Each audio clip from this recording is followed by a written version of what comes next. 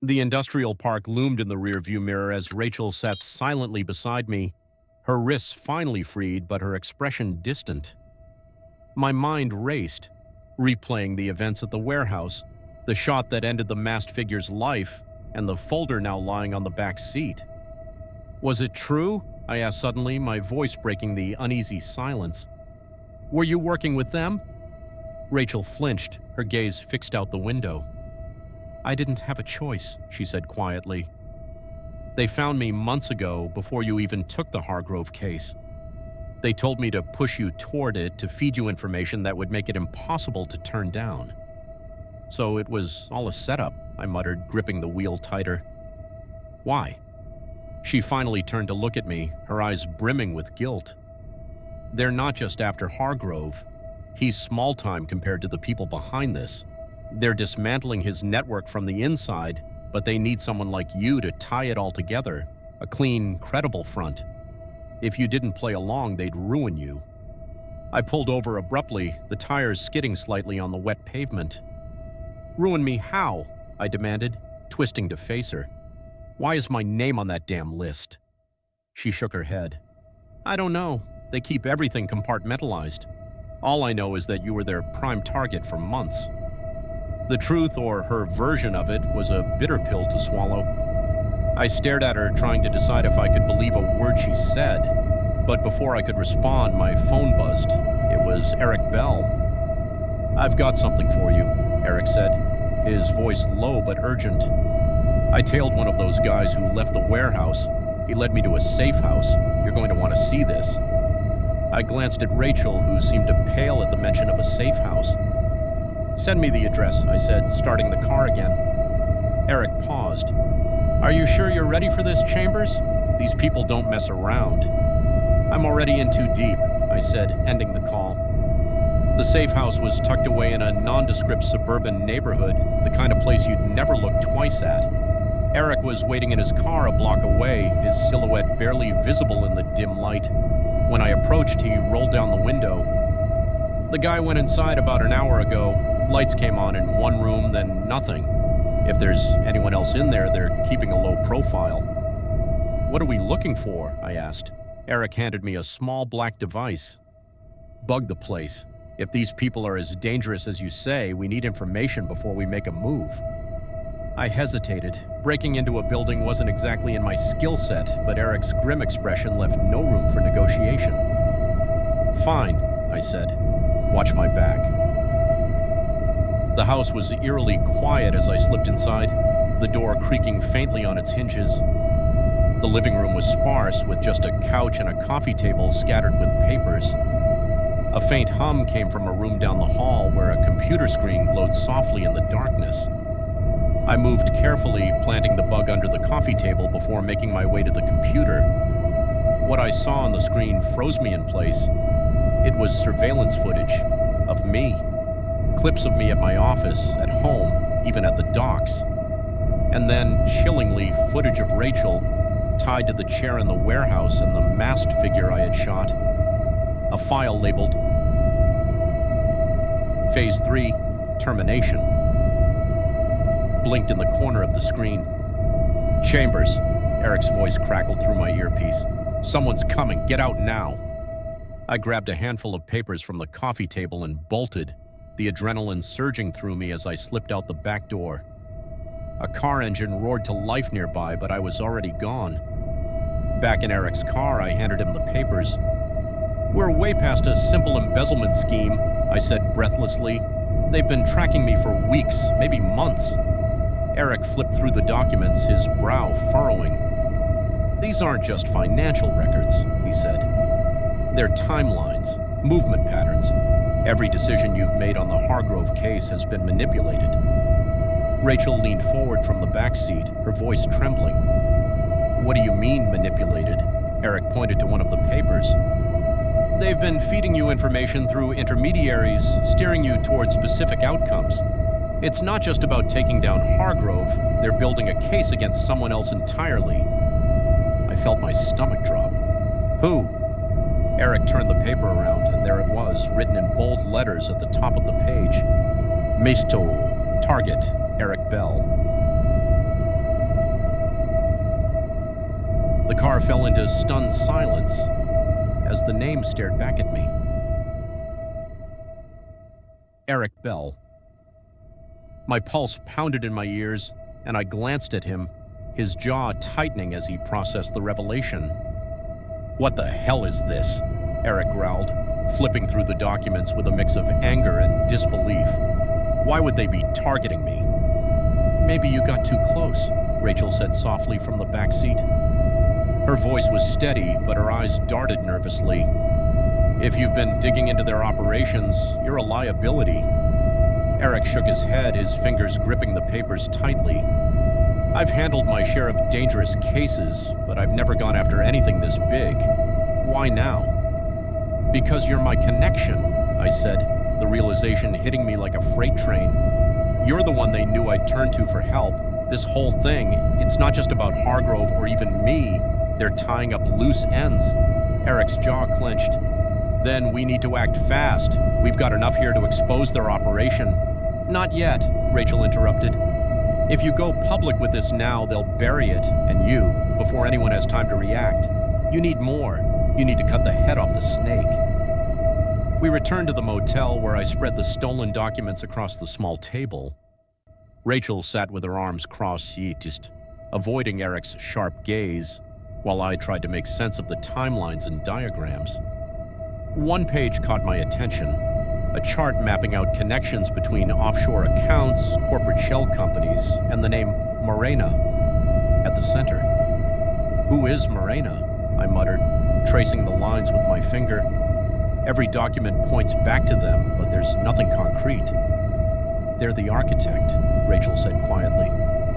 When I turned to her, she looked almost relieved to finally speak. "Morena isn't a person. It's a code name for the entire operation. It's how they keep everything compartmentalized." "So who's pulling the strings?" Eric asked. Rachel hesitated, her gaze dropping to the floor. "There's one person at the top. I've only ever heard them referred to as the broker. They're the one who coordinates everything. Targets, assets, finances. If you want to stop this, you have to find them." "And where do we start looking?" I asked, frustration creeping into my voice. Rachel reached into her pocket and pulled out a small, crumpled piece of paper. "There's one place I know of, a secondary safe house downtown. It's where they kept backups of their files and financial records. If we're lucky, it's still active." Eric leaned back in his chair, his expression skeptical. "And how do we know this isn't another trap?" "You don't," Rachel admitted, "but it's your best shot."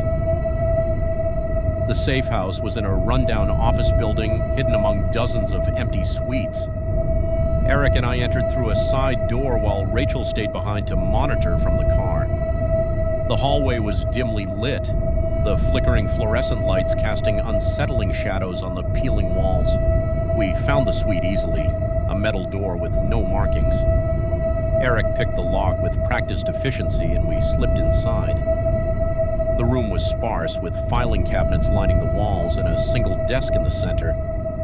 On the desk was a laptop, its screen locked but still powered on. "Start with the cabinets," Eric said, already moving toward one. "We need to grab whatever we can before someone shows up."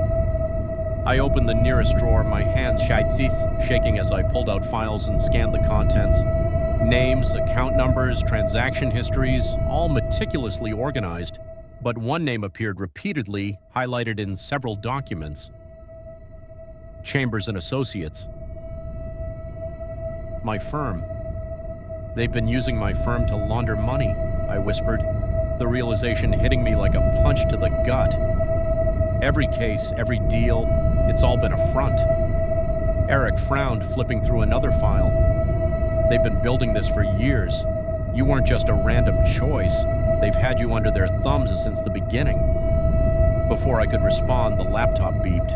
A message popped up on the screen. "You're out of time."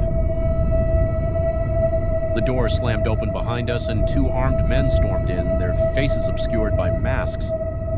"Hands up," one of them barked, training his weapon on Eric. "Now would be a good time for one of those favors you owe me," I muttered, slowly raising my hands. Eric smirked despite the danger. "You always knew how to pick your moments."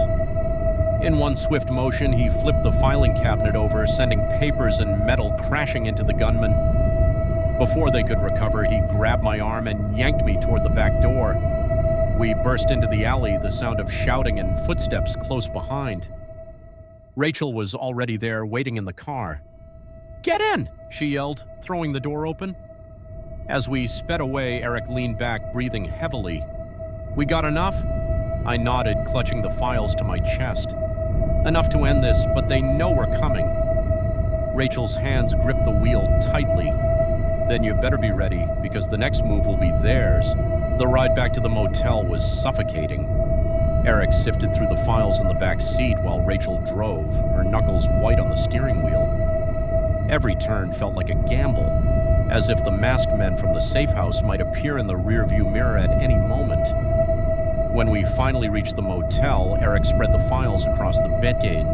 His expression hardened as he pieced together the details.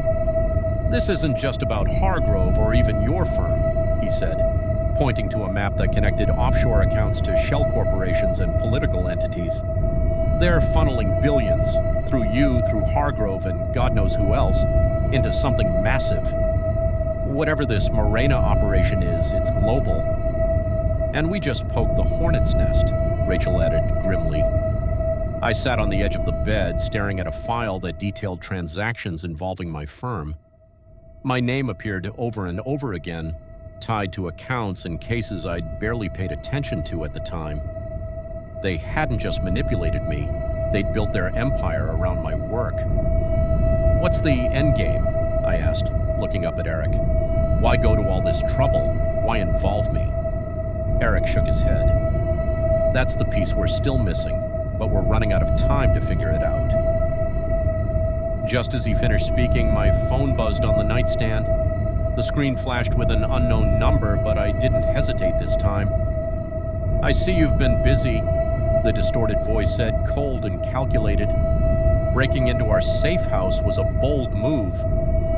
"Who are you?" I demanded, the anger bubbling to the surface. "What do you want from me?" "What we've always wanted, Chambers, compliance, but you've made it clear that isn't your strong suit." "You've already ruined my life," I snapped. "Why not just end it?" The voice chuckled softly. "Because you're still useful, but only if you play your part.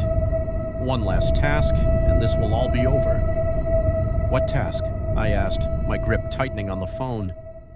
"I sent you the location, midnight, bring the files, and come alone." The call ended, and moments later a text appeared with coordinates. I felt Rachel and Eric's eyes on me as I relayed the message. "It's a trap," Rachel said immediately. "You can't go." "We don't have a choice," Eric countered, his tone grim. "This could be our only chance to take them down." I stared at the coordinates, my mind racing. It felt like walking into a lion's den, but there was no turning back now. Midnight found us parked a block away from the address, an abandoned warehouse on the city's outskirts. I insisted on going in alone, but Eric refused. "If this is the end game, I'm seeing it through," he said, tucking a handgun into his jacket. "Rachel, stay with the car. If things go south, get the files to the media." She nodded reluctantly, her eyes filled with worry. "Be careful." Eric and I approached the warehouse in silence, the air thick with tension. Inside, the space was vast and dimly lit, with shadows stretching across the concrete floor. In the center of the room stood a single table, and behind it a man in a tailored suit, the first unmasked figure we'd encountered. "Chambers," he said, his voice smooth and familiar. "We finally meet." I froze, recognition dawning. It was Victor Carlyle, a high-profile corporate attorney I'd worked with years ago. He'd vanished under mysterious circumstances, rumored to have fled after a financial scandal. "Victor?" I said, disbelief lacing my voice. "You're behind this?" "I'm merely a cog in the machine," he replied with a sly smile. "But I've been watching your career with great interest. You've done well, even if you didn't know it." Eric stepped forward, his hand resting on the grip of his gun. "Cut the theatrics. What's this about?" Victor's smile faded. "This is about survival. Hargrove's empire is crumbling and Morena needs a new face, a new front. Chambers was the perfect candidate, but he's proven difficult. So you framed me, I said, my voice shaking with anger. You built your empire around me without my knowledge. And it worked beautifully, Victor said, spreading his arms. Until now, but I'm a reasonable man. Hand over the files and you can walk away. No more threats, no more games. Eric snorted. You really think we're that stupid? Victor's gaze darkened. I think you underestimate how replaceable you are. At that moment, the sound of footsteps echoed from the shadows. Dozens of armed men emerged, their weapons trained on us. Last chance, Victor said, his tone icy. What's it going to be? The room seemed to shrink under the weight of the armed men surrounding us. Their weapons gleamed under the dim light, each barrel a reminder of how precarious our position had become. Victor Carlyle leaned back slightly, his expression cold as if he had already won. Eric's hand hovered near his jacket where his gun was hidden. He glanced at me, a silent question in his eyes. Do we fight or do we fold? I'll give you the files, I said finally, stepping forward. My voice was steady, though every nerve in my body screamed at me to stop. But you let us leave, alive. Victor smirked. Smart choice, Chambers.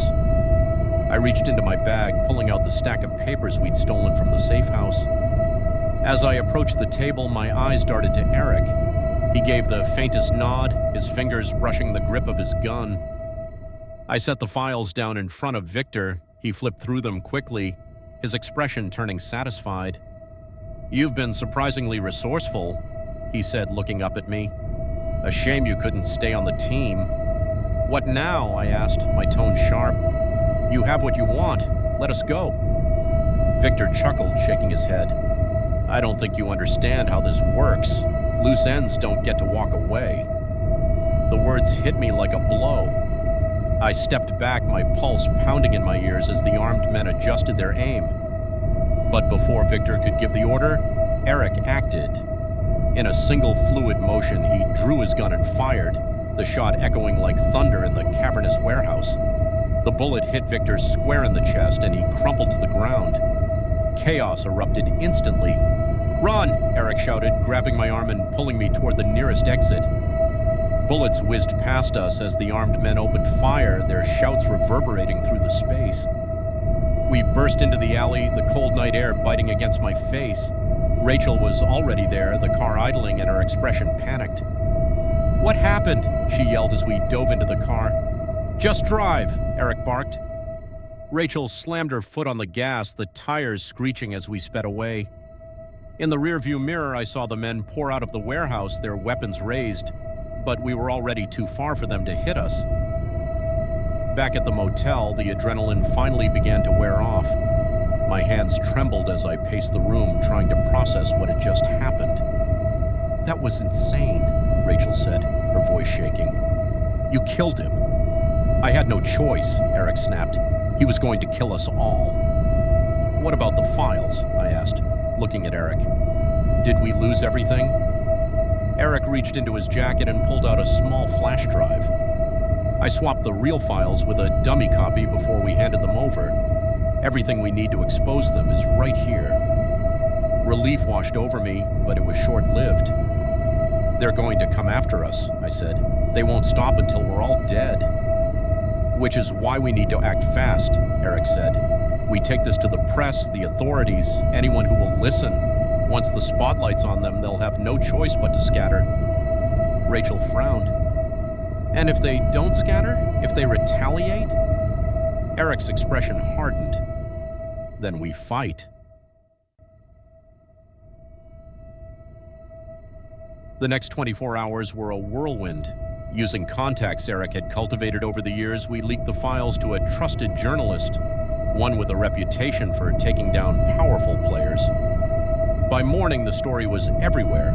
Headlines screamed about the corruption, the offshore accounts, the shadowy network behind it all. But as I watched the news coverage from the safety of a safe house Eric had arranged, I couldn't shake the feeling that it wasn't over. Victor Carlyle might have been a cog in the machine, but the true mastermind, the broker, was still out there. The next day, a package arrived at the safe house. It was unmarked, left at the doorstep without a trace of the sender. Inside was a single sheet of paper with a short, chilling message. DTTC. You've won this round, Chambers, but the game isn't over.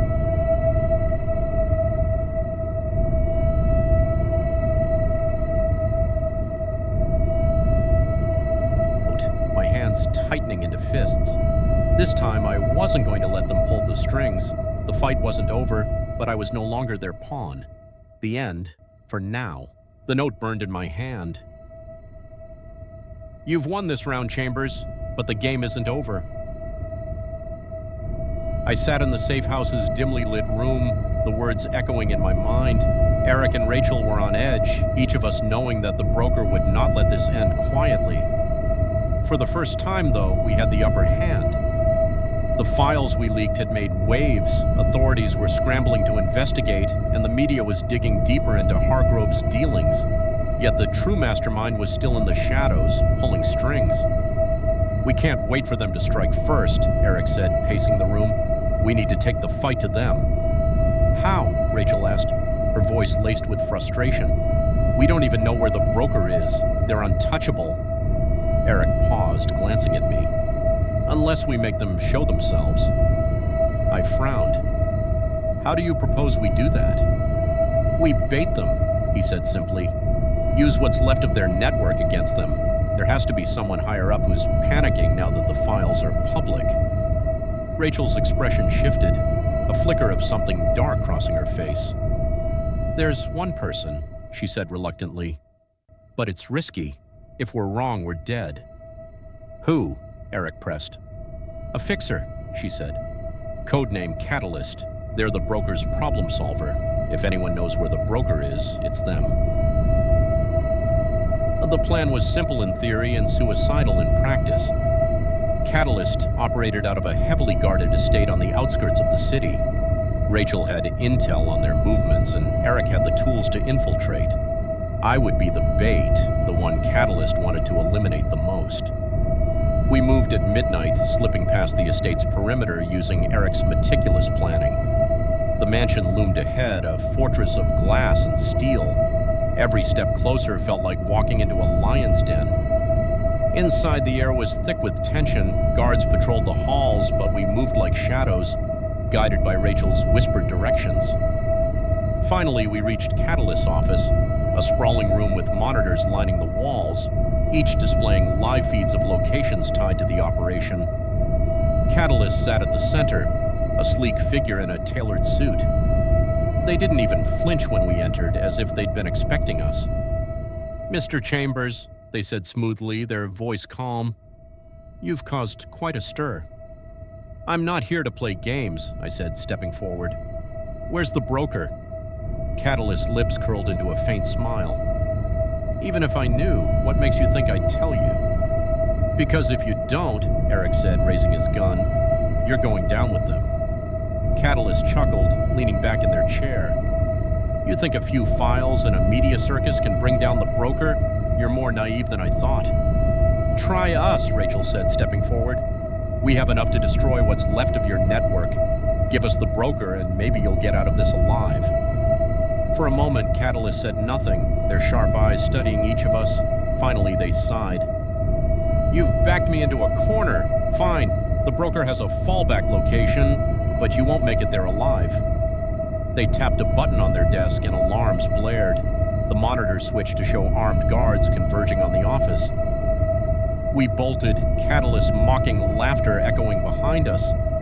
The hallways became a war zone as guards opened fire, bullets ricocheting off walls. Eric returned fire, his movements sharp and calculated, while Rachel and I ducked behind cover. This way, Rachel shouted, leading us down a side corridor. The exit was just ahead when a guard stepped into our path, his weapon raised. Before he could fire, Rachel lunged, slamming him against the wall with surprising force. She grabbed his gun and turned to me, her face a mix of fear and determination. Go, she shouted. Eric and I burst into the night, the sound of sirens and gunfire fading as we disappeared into the woods surrounding the estate. Rachel caught up moments later, her breath ragged. Did you get it? Eric asked as we regrouped at the car.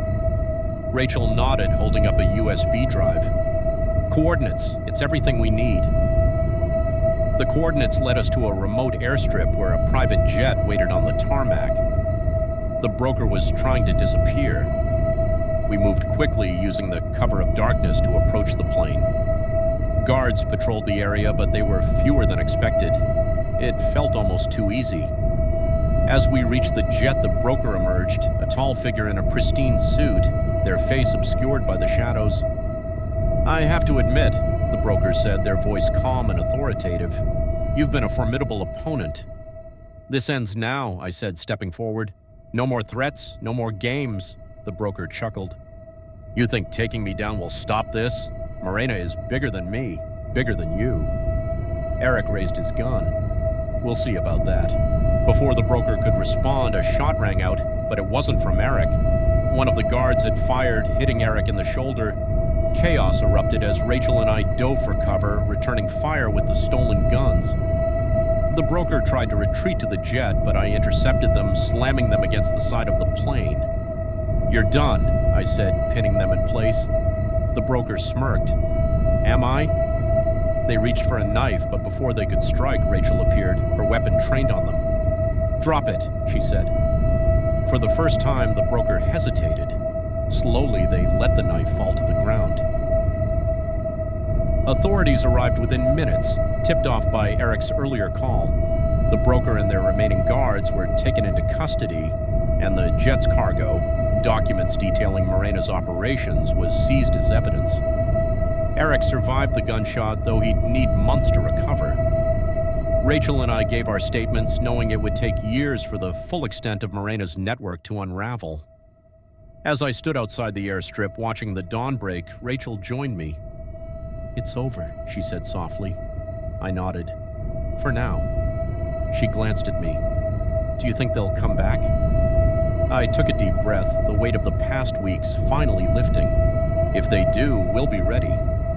For the first time in what felt like forever, I believed it.